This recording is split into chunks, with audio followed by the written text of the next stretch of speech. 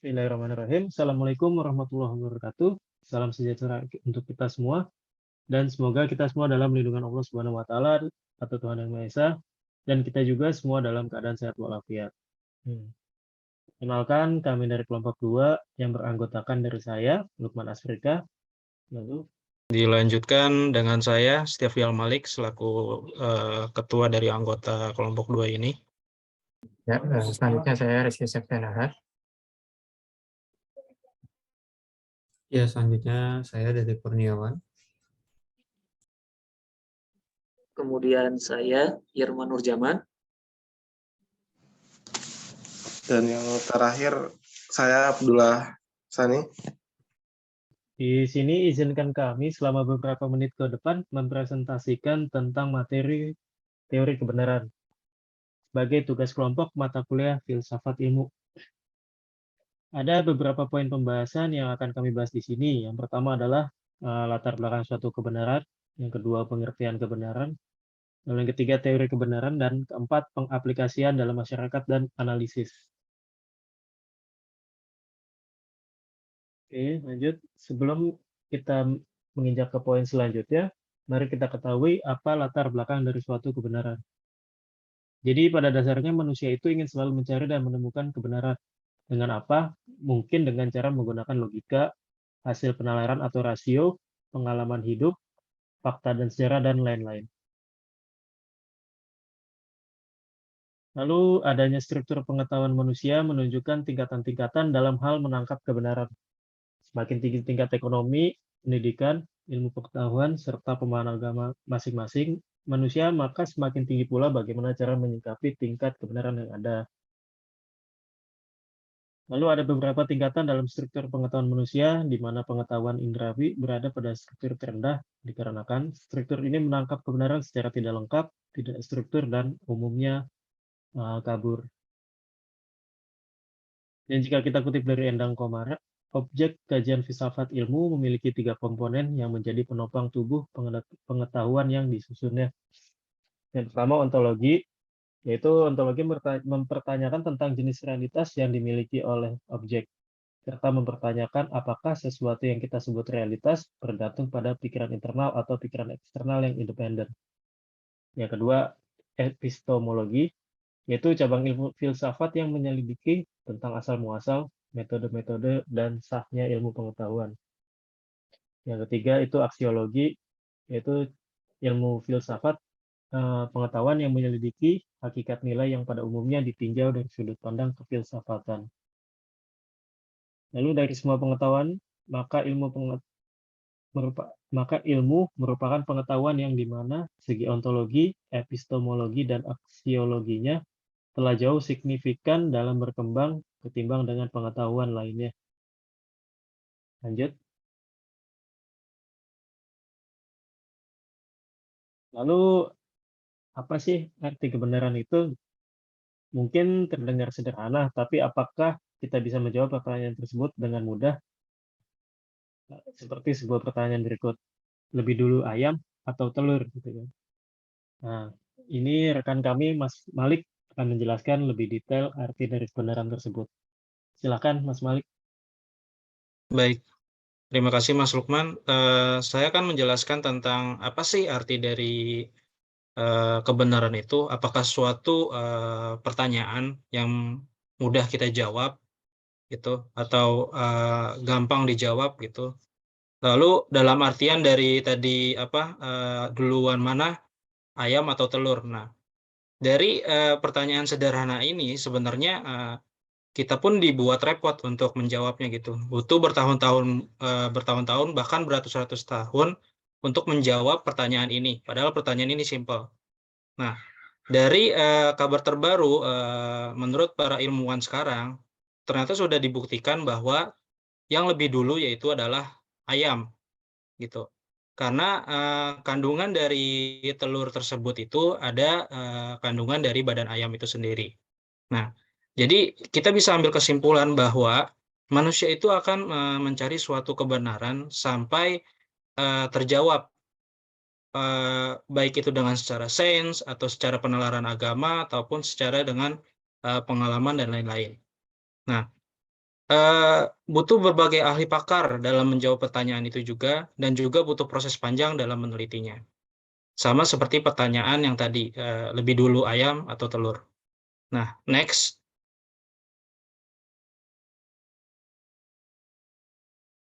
Nah, di sini saya akan menjelaskan tentang asal-muasal pengertian kebenaran dari sudut pandang ilmu filsafat ya.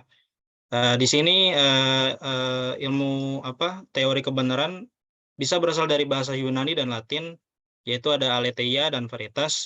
Sebenarnya keduanya juga sama, artinya juga kebenaran. Nah, artinya kebenaran itu yaitu adalah lawan dari kesalahan, kesesatan, kepalsuan, dan juga kadang opini. Nah, sedangkan menurut dari Ibu Sudarmintan, secara umum kebenaran dimengerti sebagai kesesuaian antara yang dipikirkan dan dinyatakan. Next.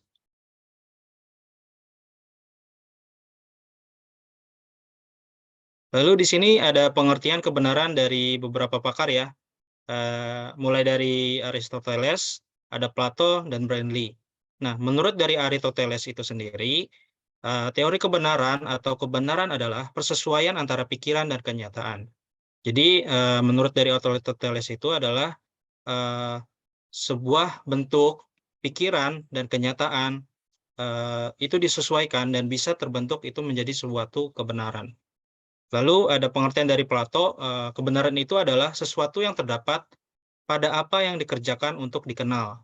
Jadi, yang tadi seperti saya sebelumnya bilang, biasanya manusia akan penasaran gitu. Apa sih, misalkan dari lebih duluan mana ayam atau telur? Nah, manusia akan mencari kebenaran tersebut gitu, sampai dia benar-benar kenal dengan kebenaran tersebut gitu, asal muasalnya. Seperti lebih duluan mana ayam atau telur, ternyata pas dicek dan menurut update itu sendiri menyampaikan bahwa ayamlah yang lebih dahulu. Lalu ada menurut dari Brandley, kebenaran itu adalah kenyataan. Tetapi bukanlah kenyataan itu tidak selalu yang seharusnya terjadi. Kenyataan yang terjadi bisa saja berbentuk ketidakbenaran atau keburukan. Next.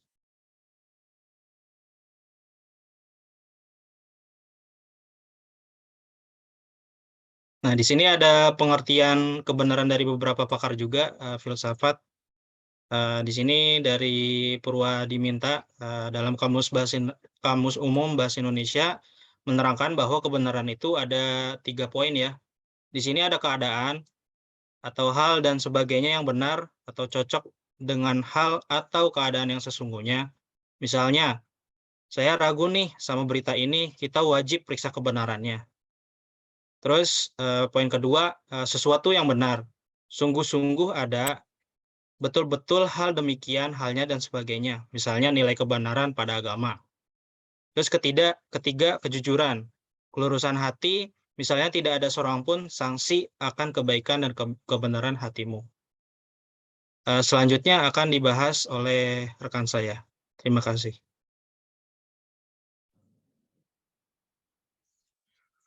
Ya, selanjutnya kebenaran bisa dibagi menjadi 3, yaitu kebenaran moral, kebenaran logis, kebenaran metafisika. Lanjut.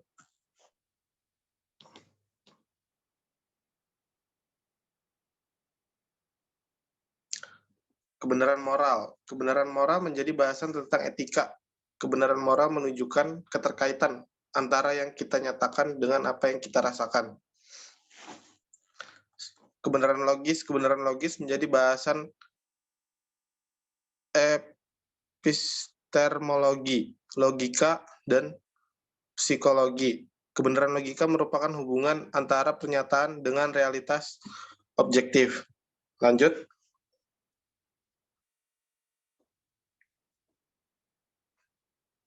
Dan yang ketiga adalah kebenaran metafisika.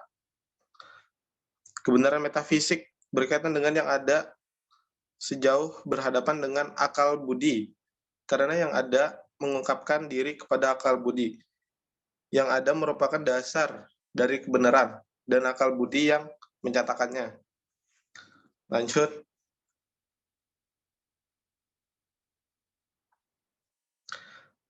teori kebenaran secara epistemologi atau istilah.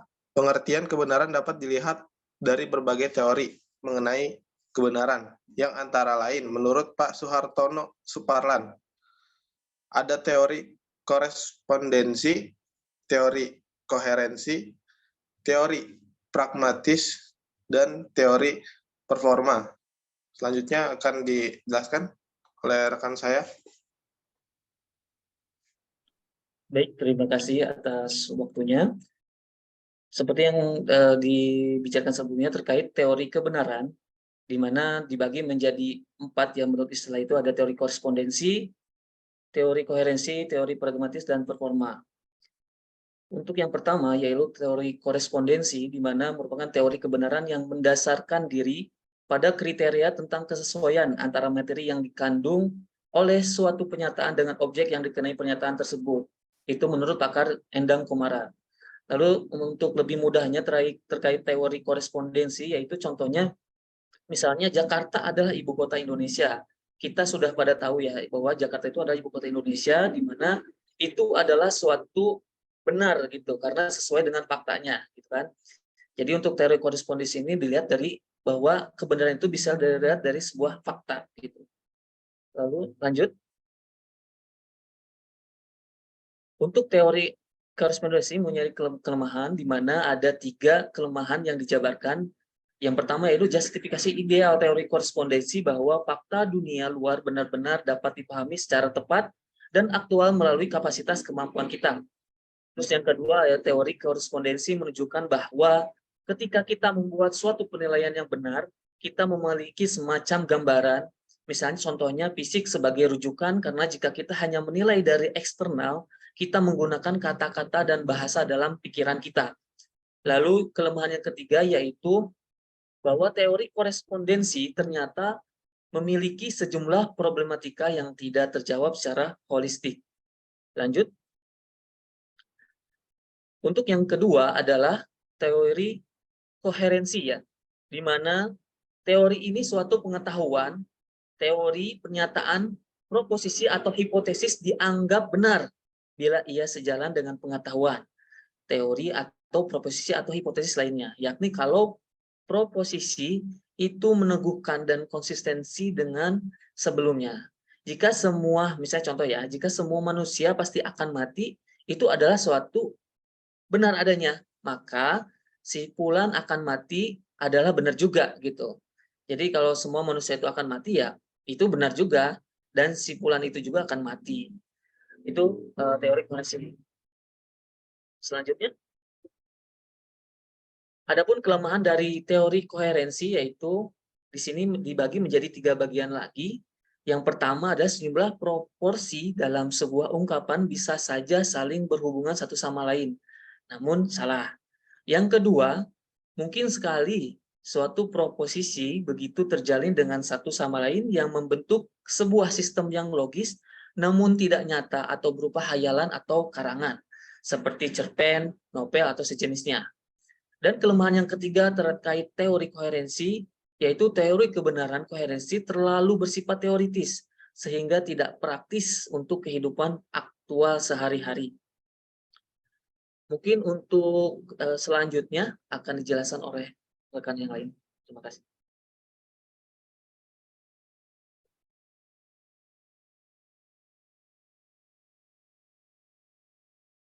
Oke, baik. Saya akan menjelaskan terkait teori pragmatis. Nah, teori pragmatis sendiri itu suatu pernyataan dinilai benar jika konsekuensi dari pernyataan itu mempunyai kegunaan praktis bagi kehidupan manusia atau berdampak positif yang dari pernyataan tersebut menghasilkan dampak positif terhadap kehidupan manusia. Nah, contohnya misalnya memakai helm wajib bagi pengendara sepeda motor itu adalah benar karena pernyataan tersebut berguna dalam kehidupan praktis karena untuk keselamatan pengendara. Nah, menurut kaum pragmatis juga pernyataan metafisik bisa menjadi pernyataan yang benar selama ia memiliki manfaat dalam kehidupan. Misalnya, surga ada bagi manusia yang soleh, baik dan benar. Nah, terlepas dari ketiadaan bukti empiris tentang surga, pernyataan itu bisa dianggap sebagai pernyataan yang benar karena memiliki manfaat dalam meningkatkan orang baik dari keterkaitan terhadap pernyataan tersebut. Boleh next.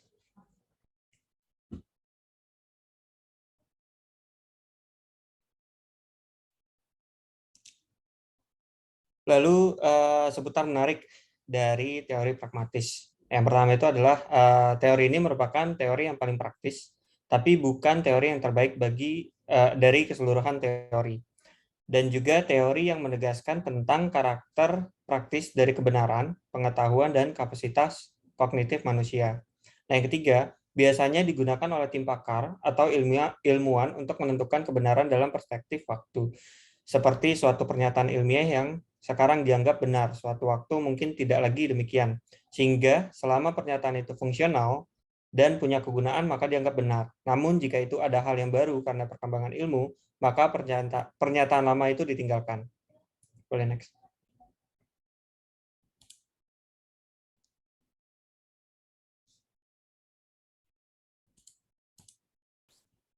Nah, selanjutnya adalah teori performa. Teori performatif ini menjelaskan suatu pernyataan dianggap benar jika ia menciptakan realitas. Jadi, pernyataan yang benar bukanlah pernyataan yang mengungkapkan realitas, tetapi justru dengan pernyataan itu tercipta realitas, sebagaimana yang diungkapkan dalam pernyataan itu. Nah, misalnya nih, dengan ini contohnya. Dengan ini saya mengangkat Anda sebagai manajer perusahaan spesies S3. Dengan pernyataan itu tercipta sebuah realitas baru, yaitu Anda sebagai manajer perusahaan spesies S3, tentunya setelah SK-nya turun. Jadi, teori performa ini berkaitan dengan pernyataan yang merubah suatu realitas yang akan terjadi. Jadi, lebih ke dinyatakan benar ketika nanti ke depannya yang berkaitan dengan pernyataan tersebut. Misalnya contoh di sini adalah seorang manajer, seseorang itu diangkat menjadi manajer suatu perusahaan. Itu. Boleh next. Oke, baik. Seputar menarik tentang teori performa. Nah, yang pertama itu teori performa itu bisa digunakan secara positif dan negatif. Hal tersebut tergantung dari pihak yang menggunakannya. Contoh, misalnya secara positif, misal saya bersumpah akan menjadi DPR yang baik. Nah, ini akan terjadi jika dilakukan oleh oknum yang baik dan jujur. Namun secara negatif, orang dapat pula terlena dengan pernyataan atau ungkapan seakan pernyataan tersebut sama dengan realitas begitu saja. Padahal oknum tersebut bisa saja mengincar hal sesuatu untuk kepentingan pribadi. Contoh lain misalnya, saya doakan setelah lulus S1, kamu menjadi orang sukses. Ungkapan ini bagi sebagian orang adalah doa, padahal bisa saja sebagai basa-basi ucapan belaka. Gitu. Boleh next. Ya, berikutnya akan dibantu jelaskan oleh teman saya. Silakan, Rizky. Ya, terima kasih. Selanjutnya saya akan menjelaskan tentang pengaplikasian dalam masyarakat dan analisis. Poin pertama, adanya berbagai teori kebenaran yang telah dipaparkan sebelumnya, menunjukkan bahwa kebenaran perspektif filsafat bersifat multikultural. Dengan adanya teori ini, semua diharapkan masyarakat tidak boleh memandang validasi suatu informasi itu dari hitam putihnya atau benar salahnya. Jadi ada kemungkinan kebenaran dalam sebuah pernyataan bersifat gradatif. Ya. Maksudnya ada di area abu-abu antara hitam dan putih. Nah, semakin banyaknya teori kebenaran digunakan, maka semakin tinggi validasi suatu kebenarannya.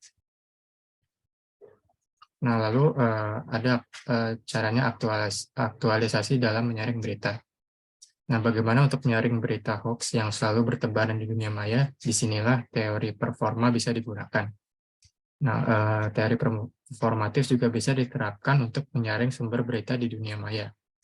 Jika terdapat berita yang terkait dengan isu-isu tertentu, akan lebih bijak jika kita melakukan konfirmasi kepada pihak yang memiliki kualitas di bidang tersebut, atau dengan mencari sumber-sumber terkait ya, sampai menemukan kebenaran akan hal tersebut. Jadi dari situ kita bisa tahu mana yang benar dan mana yang salah. Nah, dari situ kita bisa mengurangi berita-berita hoax yang diterima di masyarakat. Nah, ketika kita mendapatkan dua atau lebih pernyataan atau yang bertentangan, maka penerapan teori koherensi juga sangat diperlukan.